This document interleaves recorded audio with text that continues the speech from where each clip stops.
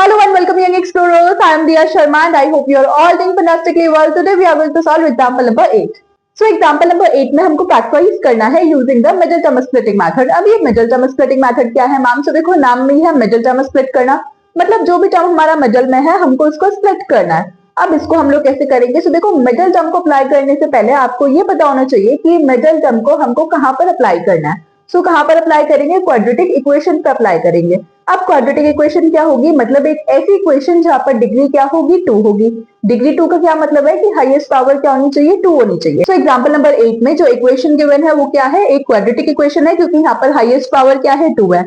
ठीक है, यहाँ पे हम लोग इजीली अपना middle term splitting method use कर सकते हैं, लेकिन सबसे पहले आपको टर्म्स को अरेंज भी करना आना चाहिए। कई बार आपको ठीक से अरेंज करके नहीं देता है, तो आपको खुद से अरेंज करना पड़ेगा। सबसे पहले पावर 2 वाला नंबर आएगा, फिर वेरिएबल वाला आएगा और उसके बाद क्या आएगा? कांस्टेंट आएगा। अब मिडिल टर्म के लिए हम लोग क्या करेंगे? एक तो हम लोग कांस्टेंट को ले लेंगे, ये रहा कांस्टेंट, और एक हम लोग क्या करेंगे? हमारे एक्स स्क्वायर के कोफिशिएंट को ले लेंगे। ठीक है, सो एक्स स्क्वायर का कोफिशिएंट भी ले लिया। अब क्या करेंगे? इन दोनों की मल्टीप्लाई करेंगे। अब 6 इंटू 5 कितना आ जाएगा? 30।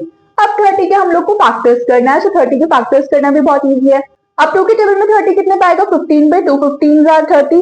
उसके बाद यहाँ पर 15 देखो, क्या 2 के टेबल में आएगा? नहीं मैम, 15 तो नहीं आएगा 2 के टेबल में। 3 के टेबल में आएगा? Yes ma'am. 3 5 15। उसके बाद फिर 5 1 5। अब हमको फैक्टर्स मिल चुके हैं और इन फैक्टर्स की हेल्प से हमको क्या बनाना है? 17x बनाना है। क्या आप लोग इन फैक्टर्स की हेल्प से 17 बना पाओगे? चेक करते हैं। 2 इंटू 3 कितना हो जाएगा? 6 और 5 रह गया। ठीक है, अब 6 प्लस 5 कितना हो जाएगा? 17 बना? नहीं मैम, ये तो पॉसिबल नहीं है। अब 5 इंटू 3 करके चेक कर लो। 5 इंटू 3 कितना आएगा? 15 और उसके बाद 2 रह जाएगा।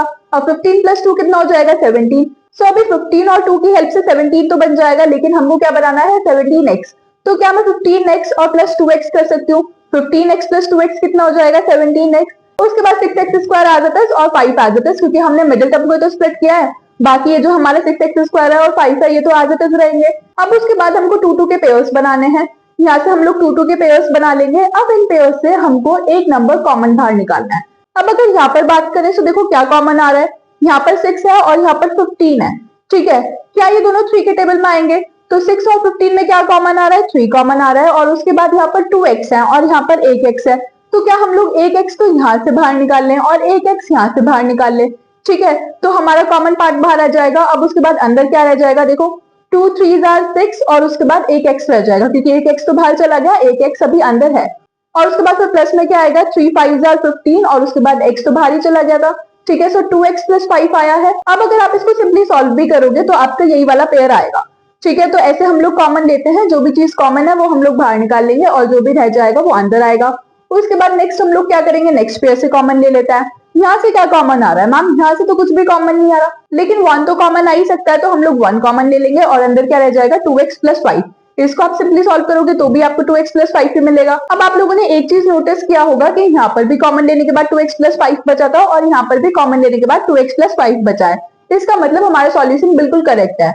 अगर यहाँ पर कॉमन लेने के बाद 2x प्लस 5 बचा होता और यहाँ पर लेट सपोज 3x प्लस 5 बचा होता, ठीक है, तो जो कॉमन लेने के बाद अंदर बचा है वो सेम नहीं बचा है, तो इसका मतलब कुछ ना कुछ कैलकुलेशन मिस्टेक हुई है।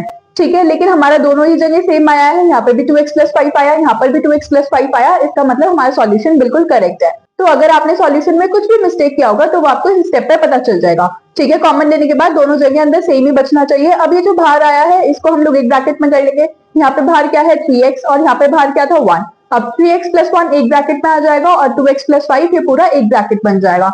ठीक है, सो यही हो जाएंगे हमारे दो factors. So I hope this is fast clear to you. Still any queries feel free to comment.